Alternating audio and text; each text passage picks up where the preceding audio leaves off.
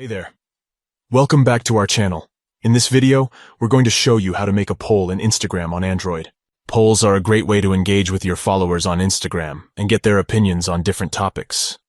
Whether you're looking to make a decision or just want to interact with your audience, we'll walk you through the steps to make it happen.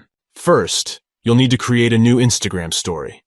This can be done by swiping right from your Instagram feed or tapping the camera icon in the top left corner of the screen. Once you have your content ready, press the stickers button in the top right corner of the screen. From there, select the poll sticker from the list of options. Type in the question for your poll in the space provided. You can also customize the answer choices by tapping on the text and editing it. Once you're satisfied with your question and answers, tap your story at the bottom of the screen to add the poll to your Instagram story. As your followers start to vote on your poll, you can swipe up on your story to view the poll results in real time. And that's it. Making a poll on Instagram is a quick and easy process that anyone can do.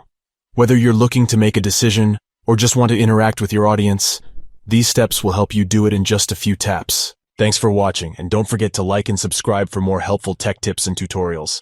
See you in the next video.